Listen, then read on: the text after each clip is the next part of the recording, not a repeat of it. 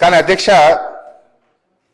వ్యవసాయం ఆగదు కానీ వ్యవసాయానికి ఇచ్చే సాయం మాత్రం ఆగుతుంది అనే కొత్త అర్థాన్ని గౌరవనీయులు భట్టి గారు ఇచ్చారు అధ్యక్ష. అంటే భట్టి గారి మాటలకు అర్థాలే వేరైపోయినాయి అధ్యక్ష.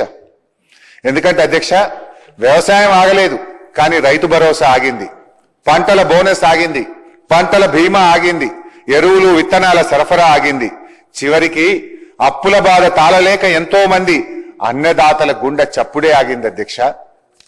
అధ్యక్ష, రుణమాఫీ అధ్యక్ష, మొదటి బడ్జెట్ లో బుక్ అధ్యక్ష, పేజ్ నెంబర్ 15 అధ్యక్ష. మొదటి బడ్జెట్ బుక్ లో పేజ్ నెంబర్ 15 లో భట్టి గారు ఏమన్నారో చదువుతున్నాను అధ్యక్ష. అరకొర రుణమాఫీ కాకుండా రైతులకు నిజమైన మేలు జరగాలనే ఉద్దేశంతో మా ప్రభుత్వం ఒక్కసారిగా 31,000 కోట్ల రుణమాఫీ చేయాలని సంకల్పించింది అని వారి ప్రసంగంలో చదివారు అధ్యక్ష. కానీ అధ్యక్ష, రుణమాఫీ విషయంలో ఈ ప్రభుత్వ తీరు ఎట్లుందంటే పిల్లికి చెలగాటం, ఎలుకకు ప్రాణ సంకటం అన్నట్టు తయారైంది అధ్యక్ష. ముందేమో బ్యాంకర్ల మీటింగ్ లో రుణమాఫీకి 51,000 కోట్లు అవసరమవుతాయని చెప్పారు అధ్యక్ష. మొదటి బడ్జెట్ వచ్చేసరికి 31,000 కోట్లు అని చెప్పారు అధ్యక్ష. రెండో బడ్జెట్ నాటికి 20,616 కోట్లు అని చెప్పారు అధ్యక్ష. కానీ వాస్తవం ఏంటంటే అధ్యక్ష, వీళ్ళు నిజంగా ఇప్పటికి రుణమాఫీ చేసింది 20,157 కోట్లు మాత్రమే. అంటే అధ్యక్ష, ఎండల ఐస్ ముక్క కరిగిపోయినట్టు రుణమాఫీ అంకెలు కరిగిపోతా ఉన్నాయి. ఒకటే ప్రభుత్వం ఇన్ని లెక్కలుంటాయా అధ్యక్ష? బ్యాంకర్ల దగ్గర ఒక లెక్క, బడ్జెట్ లో ఒక లెక్క, వాస్తవంగా చేసింది ఇంకో లెక్క అధ్యక్ష. మొన్న గవర్నర్ గారి ప్రసంగంలో 2 రోజుల క్రితం గవర్నర్ గారి ప్రసంగంలో కూడా తప్పుడు అంకెలు పెట్టారు అధ్యక్ష. గవర్నర్ గారి ప్రసంగంలో 20,616 అని గవర్నర్ గారి చేత కూడా అబద్ధాలు చెప్పించారు అధ్యక్ష. వాస్తవంగా జరిగింది 20,157 కోట్లు మాత్రమే. ఇది ఎట్లుందంటే అధ్యక్ష, పంచపాండవులు ఎంతమంది అంటే మంచం కోళ్ళ వలె 3 అని చెప్పిందట అధ్యక్ష. మంచం కోళ్ళ వలె 3 అని చెప్పి 2 వేళ్లు చూపించి ఒక గీత గీసినట్టుంది అధ్యక్ష. అధ్యక్ష, బ్యాంకు అప్పు ఉన్న ఒక రైతును, ఒక బక్క రైతును మోసగించడానికి ఇన్ని జిమ్మిక్కులు, ఇన్ని మ్యాజిక్కులు అవసరమా అధ్యక్ష? భట్టి గారు తన ప్రసంగంలో అరకొర మాఫీ చేయము, ఒక్కసారే 31,000 కోట్లు చేస్తా అని చెప్పారు అధ్యక్ష. అసలు అది ఎందుకు చెప్పారు అని ఆలోచిస్తే స్పెసిఫిక్ గా ఎందుకు అంత గట్టిగా భట్టి గారు చెప్పారంటే వారు చేయదలుచుకున్నది అరకొర మాఫీ అని ఇప్పుడు అర్థమైతా ఉంది అధ్యక్ష.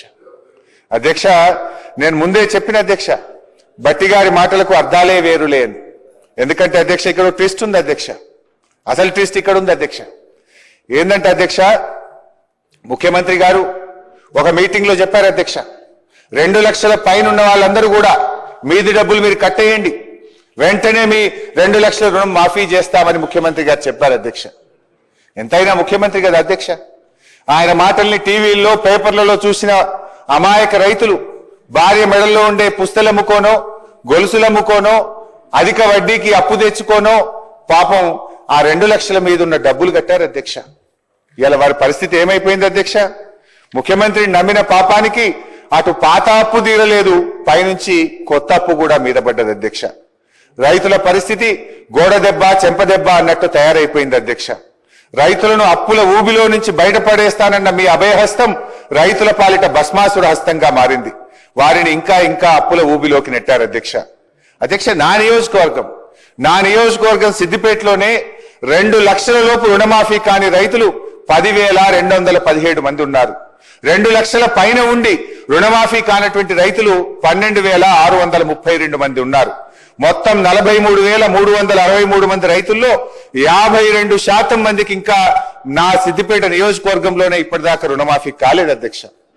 ఆదిలాబాద్ నియోజకవర్గంలో 17,000 మంది రుణమాఫీ కోసం ఎదురు చూస్తా ఉన్నారు. రుణమాఫీ కానటువంటి 17,000 మంది సంతకాలతో కూడిన వినతి పత్రాలను మాజీ మంత్రి జోగు రామన్న గారు మొన్న 2 రోజుల క్రితం స్వయంగా రైతుల్ని తీసుకొని వచ్చి మా బీఆర్ఎస్ ఎల్పీ ఆఫీస్ లో మొత్తం 17,000 సంతకాలతో ఉన్నటువంటి దరఖాస్తులు మాకు ఇచ్చిపోయారు అధ్యక్ష. అంటే నేను అనేది అధ్యక్ష, ఈ రుణమాఫీ అనేది ఒక సిద్దిపేట ఆదిలాబాద్ కాదు అధ్యక్ష. రాష్ట్రంలో ఏ నియోజకవర్గంలో చూసినా అదే పరిస్థితి అధ్యక్ష. నాకు రుణమాఫీ కాలేదు సారు, మేమేం పాపం చేసినాం సారు అని ఇలా అనేక మంది రైతులు ఎక్కడికి పోయినా కన్నీరు మున్నీరు అవుతా ఉన్నారు అధ్యక్ష. ఈ మధ్య నేను కరీంనగర్ జిల్లా చొప్పదండి నియోజకవర్గంలోని గోపాలరావుపల్లి అనే గ్రామానికి వెళ్ళాను అధ్యక్ష. అక్కడ రామయ్య అనే ఒక రైతు అధ్యక్ష. రామయ్య అనే రైతు నాకు ఇంకా రుణమాఫీ కాలేదు, నాకు 2,65,000 అప్పు ఉంటే ముఖ్యమంత్రి గారి మాటలు విని ఆ పైన ఉన్న అప్పు కట్టడానికి నా భార్య పేరు మీద మహిళా సంఘంలో అప్పు తెచ్చి మీన పైసలు కడితే 2 లక్షల రుణమాఫీ కాలేదు, ఆ అప్పు మిగిలింది, కొత్త అప్పు అయిందని పాపం రామయ్య గారు అన్నారు అధ్యక్ష. అంటే ఇప్పుడు పాత అప్పుకు మీరు కొత్తగా చేయించిన అప్పు రెండింటికి వడ్డీ కడుతుండు పాపం రామయ్య అధ్యక్ష. ఈ సర్కారు పరిస్థితి ఎట్లుందంటే శనిగల్ బుక్కి చేతులు కట్టుకున్నట్టు రుణమాఫీ కథ ముగిసింది పోండి అంటున్నారు అధ్యక్ష. అధ్యక్ష, రుణమాఫీ అంత చేసినాం అయిపోయిందని చెప్తున్నటువంటి కాంగ్రెస్ ప్రభుత్వాన్ని నేను ఛాలెంజ్ చేస్తా ఉన్నా అధ్యక్ష. ముఖ్యమంత్రి గారి నియోజకవర్గం కొడంగల్కి వెళ్దామా, గౌరవనీయులు బట్టి గారి నియోజకవర్గంలోని మధురకు వెళ్దామా, లేదు మా నియోజకవర్గానికి వస్తారా అధ్యక్ష? మీరు చెప్పిన గ్రామానికి మీరు చెప్పిన సమయానికి పోదాం అధ్యక్ష. ఎక్కడ పోయినా కూడా ఇంకా రుణమాఫీ కానటువంటి రైతులు ప్రతి గ్రామంలో వందల సంఖ్యలో ఉన్నారు అధ్యక్ష. మీరు దబాయించవచ్చు, నా నోరు మూయించవచ్చు అధ్యక్ష, కానీ దగాబడ్డ రైతుల కన్నీళ్లకు మాత్రం మీరు సమాధానం చెప్పక తప్పదు అధ్యక్ష.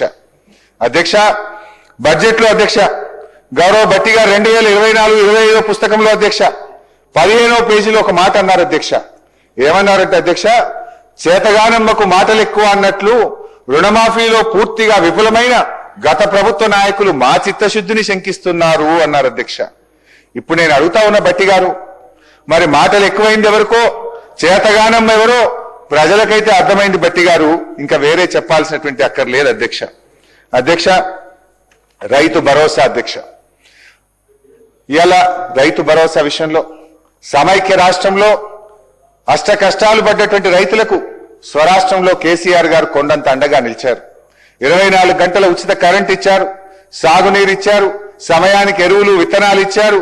ఇంకా ఏదో చెయ్యాలని ఆలోచించి నా తెలంగాణ రైతుకు పెట్టుబడి కోసం ఎవరి ముందు చెయ్యి జాపొద్దని, ఆత్మగౌరవంతో పొలంకు వెళ్లాలని, ఆత్మహత్యలు ఆగాలని రైతు బంధు పథకాన్ని నాడు కేసీఆర్ గారు ప్రవేశపెట్టారు అధ్యక్ష. అధ్యక్ష, ఒకసారి గతాన్ని గుర్తు చేసుకుందాం. కరోనా ఉత్పాతం వచ్చింది, ప్రపంచాన్ని వణికించింది, అంతటా ఆర్థిక వ్యవస్థ కుప్పగూలింది, ఆదాయాలు పడిపోయాయి, ఖజానా ఖాళీ అయ్యే పరిస్థితి వచ్చింది. అయినా సరే ఆనాడు కేసీఆర్ గారు రైతు బంధు సాయం ఆపలేదు, ₹1 కూడా తగ్గించలేదు.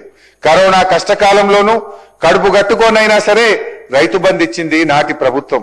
మొత్తం 11 విడతల్లో 72,000 కోట్లు క్రమం తప్పకుండా రైతుల ఖాతాల్లో జమ చేసిన అరుదైన రికార్డు మా బీఆర్ఎస్ ప్రభుత్వాన్ని. మేము ఎన్నడూ ఒక్క సీజన్ కూడా ఎగ్గొట్టలేదు అధ్యక్ష. కానీ ఇవాళ ఏం జరుగుతుంది అధ్యక్ష?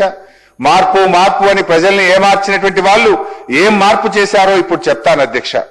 ఓటాన్ అకౌంట్ బడ్జెట్ బుక్ అధ్యక్ష 2024-25 బట్టి